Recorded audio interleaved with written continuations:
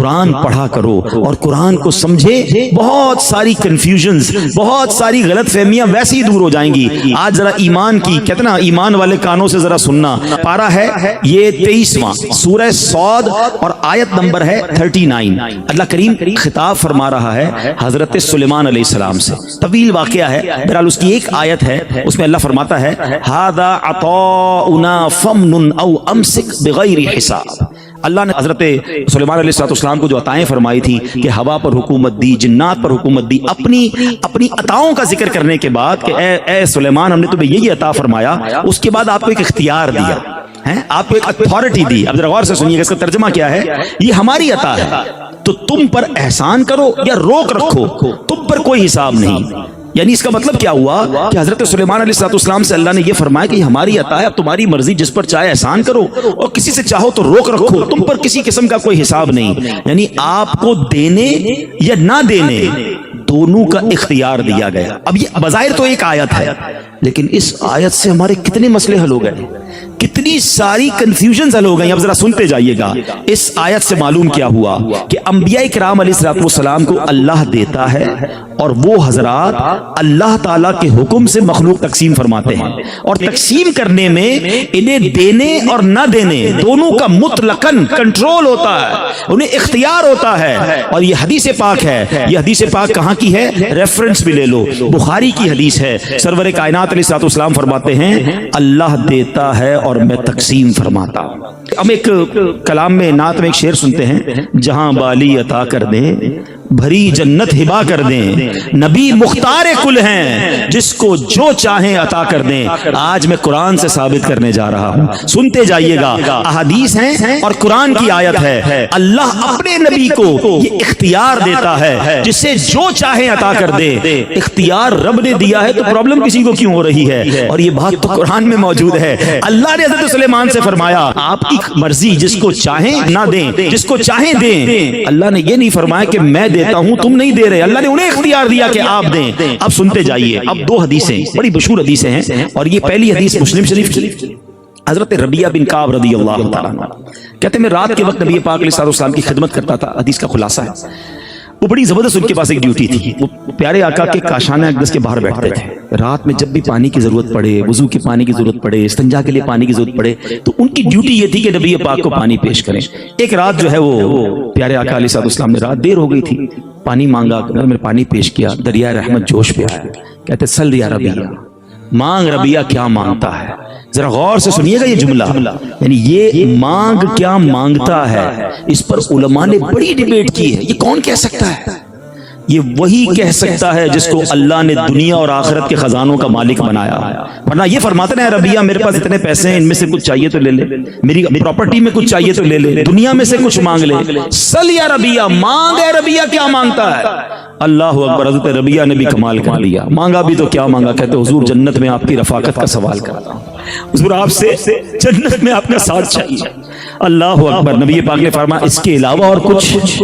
ہائے ہائے، دریائے رحمت کیسا تھا، فرمایا ربیعہ، پیارے آقا نے یہ نہیں کہا کہ ربیعہ یہ کیا مانگ رہے ہو، یہ میں کیسے دے سکتا ہوں۔ پہلے تو اب اس کے پیچھے کانسیکوینسز سمجھیے گا۔ جنت دینے کا مطلب آپ سمجھتے ہیں، پہلے اس بات کی گارنٹی ہوگی کہ یہ بندہ ایمان پر مرے گا، ایمان پر خاتمہ ہوگا تو کوئی جنت میں جائے گا نا۔ ایمان پر استقامت بھی عطا فرمائی، ایمان پر تم مرو گے بھی، جنت میں بھی جاؤ گے، اور میرا ساتھ بھی مل گیا۔ ایک اپروول کا مطلب ساری اپروولز مل گئی۔ کسی کو آپ کہیں کہ جناب میں تمہیں امریکہ کا ویزا دلوا دوں گا، تو پہلے پاسپورٹ تو بنوائیں گے نا میرا، کہ ہاتھ پہ لگا دیں گے ویزا، اور امریکہ پہنچا بھی دوں گا تو ٹکٹ بھی دلوائیں گے۔ تو یہ ساری کنڈیشنز پوری ہو گئی۔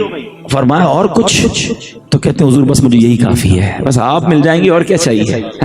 تو آقا نے کیا فرمایا، پھر زیادہ سجدے کر کے میری مدد کرو، عبادت کا بھی ذہن دیا، نیکی کی دعوت بھی گویا عطا فرمائی۔ ایک اور بڑی کمال کی حدیث، حضرت علی المرتضیٰ کرم اللہ تعالی وجہ الکریم، آئے ہائے یہ حدیث میں نے پڑھی نا، میری اصل آج بیان کرنے کی نیت، جب میں نے یہ حدیث پڑھی تو میری نیت ہوئی کہ میں انشاءاللہ کہیں بیان کروں گا، اور پھر میں نے سوچا چلے آج یہیں بیان کرتے۔ تھوڑی طویل حدیث ہے، ون آف دا بیوٹیفل حدیث، اور کیا شاندار واقعہ ہے۔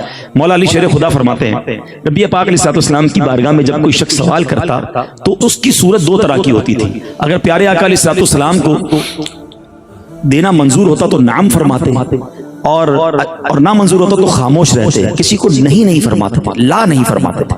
ایک روز ایک عرابی نے حاضر ہو کر سوال کیا، پیارے آقا علیہ السلام خاموش رہے، پھر سوال کیا، آپ نے خاموشی اختیار فرمائی۔ جب اس نے تیسری بار سوال کیا نا تو پیارے آقا علیہ السلام نے پتہ کیا فرمایا، سل ما شئت یا عرابی، اے عرابی تیرا جو جی چاہے ہم سے مانگ، اتھارٹی دے دی اس کو۔ اچھا اب ذرا الفاظ سنیے گا، جیسی پیارے آقا نے اتھارٹی دی نا، سارے صحابہ کرام اب جو وہاں موجود تھے نا سب کو رشک آنے لگا، یار اس کے تو وارے نہیں آ رہے ہو گئے، پیارے آقا نے اس کو اختیار دے دیا ہے، یعنی ایوریبڈی کانشیس کہ اب یہ کیا مانگتا ہے، پیارے آقا نے اس کو اتھارٹی دے دی ہے۔ اللہ اکبر۔ اب کہتے ہیں ہم نے دل میں سوچا یہ تو اب جنت مانگ لے گا، یہ تو نبی پاک سے جنت کا سوال کرے گا، مگر اس عرابی نے کمال کا سوال کیا، حضور میں آپ سے سواری کا اونٹ مانگتا ہوں۔ نبی پاک نے فرمایا ٹھیک ہے تمہیں عطا ہوا، کہ حضور اس کے ساتھ زیادہ راہ بھی مانگتا ہوں، سامان بھی چاہیے، فرمایا یہ بھی عطا ہوا۔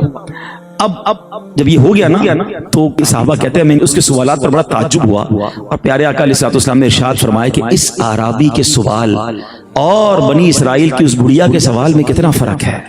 یہ کون سی بڑھیا ہے اب ذرا سنیے گا۔ پھر پیارے آقا علیہ السلام نے خود یہ واقعہ بیان کیا صحابہ سے کہ فرمایا حضرت موسیٰ علیہ السلام کو جب دریا میں اترنے کا حکم ہوا، جب دریا میں اترے تھے، فرعون کے معاملات جب ہوئے تھے اور دریا نیل نے راستہ دیا تھا، تو جب کنارے پر پہنچے تو اللہ تعالیٰ نے سواری کے جانوروں کے منہ پھیر دیے کہ خود واپس پلٹ رہا، جانور واپس چلے گئے۔ تو آپ نے اللہ کی بارگاہ میں عرض کی کہ یا اللہ یہ کیا حال ہے؟ تو ارشاد ہوا کہ اے موسیٰ تم حضرت یوسف علیہ السلام کی قبر کے پاس ہو، ان کا جسم مبارک بھی اپنے ساتھ لے لو۔ میں حدیث کا خلاصہ بیان کر دیتا ہوں کہ اب یہ آپ نے یہیں اسی نہر کے کنارے کہیں حضرت یوسف علیہ السلام کا بھی مزار ہے، تو آپ نے ان کی لاش مبارک کو ساتھ لے کے جانا ہے۔ اب آپ نے سرچنگ شروع کی، لوگوں سے پوچھا کہ آپ کو پتا ہے حضرت یوسف کا مزار کہاں ہے؟ کسی سے پوچھا، دوسرے سے پوچھا، کہا ایک بڑھیا ہے، وہ بوڑھی عورت بہت پرانی ہے یہاں پر، اس کو پتا ہوگا۔ آپ تلاش کرتے کرتے اس بوڑھی عورت کے پاس پہنچ گئے، اور آپ نے کہا کہ تمہیں پتا ہے حضرت یوسف علیہ السلام کی قبر کہاں ہے؟ تو کہا مجھے معلوم ہے۔ تو کہا بتاؤ؟ کہا ایسے نہیں بتاؤں گا، جب تک میں جو مانگوں گی آپ مجھے عطا نہیں کریں گے۔ تو آپ نے فرمایا مانگو کیا مانگتی ہو؟ تو وہ کہتی مجھے جنت میں اس درجے میں رہنا ہے جس درجے میں آپ رہیں گے۔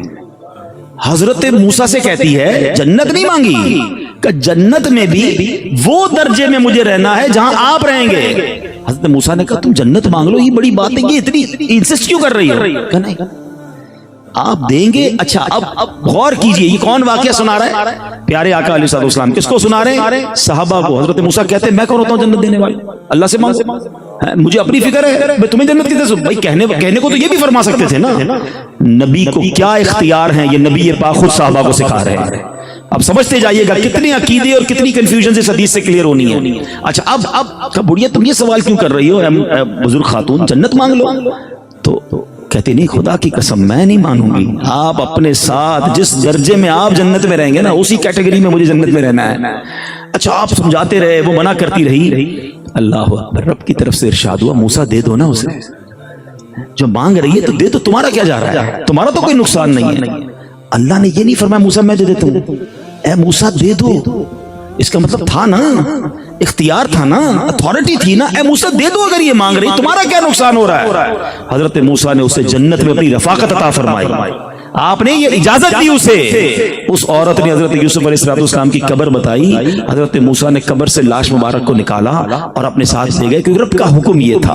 اب اس پوری حدیث کے بعد قربان جائیں میرے اعلیٰ حضرت پر، امام عشق و محبت پر، کیا شاندار 7 نکات بیان کیے۔ میرے بچوں، میرے نوجوانوں، آج یہ 7 نکات یاد کر لو، کبھی زندگی میں کنفیوز نہیں ہوگے۔ الامن والعلا میں سیدی اعلیٰ حضرت نے اس حدیث کے تحت 7 نکات بیان فرمائے۔ خلاصہ یہ ہے کہ پیارے آقا علیہ السلام کا وہ ارشاد جو آپ نے عرابی سے کہا تھا، اس میں عموم موجود ہے، مطلقاً اس میں ڈائیورسٹی ہے، اور فرمایا جو دل میں آئے مانگ لے، ہم جو کچھ مانگو گے اس کو دینے کا اختیار فرماتے ہیں۔ یہ ایک بات۔ دوسری بات، صحابہ کرام کا یہ رشک کرنا کہ نبی پاک نے کیا اختیار دے دیا، اس سے پتا چلا کہ صحابہ کا عقیدہ بھی یہ تھا کہ نبی پاک کا ہاتھ جو ہے نا وہ اللہ کے تمام خزانوں اور دنیا کی ہر نعمت پر پہنچتا ہے، دنیا اور آخرت کی ہر نعمت تک آقا کی رسائی ہے۔ تبھی تو صحابہ رشک کر رہے تھے کہ کیا کمال کی اس کو اجازت مل گئی ہے۔ اب آؤ، اب اگلی بات، اختیار عام ملنے کے بعد پیارے آقا کس جو عرابی نے سوال کیا تو نبی پاک کا تعجب کرنا اور بڑھیا کی مثال دینا اس بات کی دلیل ہے کہ اگر وہ جنت کا اعلیٰ سے اعلیٰ درجہ بھی مانگ لیتا تو میرے آقا اسے عطا فرما دیتا. جبھی تو فرمایا اس کا سوال کیسا ہے اس بڑھیا سے, کتنا زبردست اس بڑھیا نے سوال کیا تھا. اور سبحان اللہ, آپ چوتھی بات, بڑھیا کا حضرت موسیٰ علیہ السلام سے جنت میں ان کی رفاقت کا سوال کرنا, اور حضرت موسیٰ علیہ السلام کا یہ سوال سن کر غضب و جلال میں نہ آنا, بلکہ اس سے یہ کہنا کہ یہ مت مانگو, جنت مانگ لو. اور اللہ تعالیٰ کا حضرت موسیٰ علیہ السلام کو بڑھیا کی طلب کے مطابق عطا فرمانے کا حکم دینا اور حضرت موسیٰ کا اسے اوکے کر دینا, یہ سب شواہد, یہ ساری جو شواہد ہیں اس بات کی دلیل ہیں کہ اللہ تعالیٰ اپنے محبوب بندوں کو بے پناہ اختیارات عطا فرماتا ہے, اور وہ اللہ تعالیٰ کی عطا سے مخلوق میں جنت اور اس کے درجات تک تقسیم فرماتے ہیں. اس سے یہ بھی معلوم ہوا کہ مخلوق کا ان سے جنت اور اس کے اعلیٰ درجات مانگنا شرک ہرگز نہیں ہے.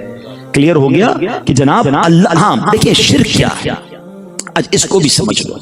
اگر کوئی شخص یہ سمجھتا کہ کوئی بزرگ, کوئی نبی, کوئی صحابی, اللہ کا کوئی نیک بندہ اپنی طرف سے ہمیں عطا فرماتا اللہ سے لیے بغیر ہیں تو یہ شرک ہے.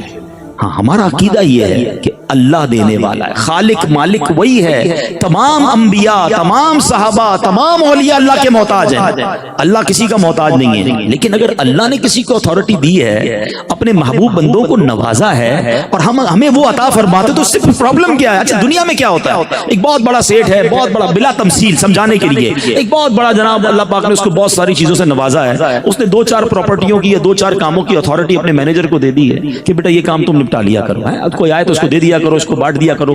تو ہم کیا کہتے ہیں کہ یار دیا مجھے اس نے, لیکن اصل اتھارٹی اس کے مالک نے اس کو دی ہے. تو اس میں دنیا میں سب سمجھ رہے ہوتے ہیں کہ یار یہ بندہ اتھورائزڈ ہے, ایکچولی دینے والا وہ ہے. تو الحمدللہ عاشقان رسول کا عقیدہ یہی ہے, عاشقان اولیاء کا عقیدہ یہی ہے کہ اصل خالق, اصل مالک, اصل دینے والا رب ہے, مگر وہ اپنے محبوب بندوں میں سے کچھ بندوں کو چن لیتا ہے, انہیں یہ اختیار دیتا ہے, اور وہ اللہ کی عطا سے اگر اپنے غلاموں میں بانٹتے ہیں تو کسی کو رب ہے معطی, یہ ہے قاسم, رزق اس کا ہے, کھلاتے ہیں. اور یہ حدیث ہے نا, بخاری کی حدیث میں نے سنائی نا کہ اللہ مجھے دیتا ہے, میں تقسیم فرماتا ہوں. تو اس میں کبھی بھی کنفیوز نہیں ہونا چاہیے. کچھ لوگ ضرور کنفیوژن پھیلاتے ہیں, تو محبت کریں نبی پاک سے اور دل و جان سے کریں, اور اپنی عرض معروض ان سے کریں, کیونکہ وہ بڑے شفیق ہیں, وہ بڑے مہربان ہیں, امت کے لیے بڑے, جس کو کہیں کہ ان کے دل میں محبتیں ہیں. تو جب کوئی قریب ہوتا ہے, امت پر مہربان ہوتا ہے, تو وہ رب سے لے کے ہمیں عطا فرمائیں گے.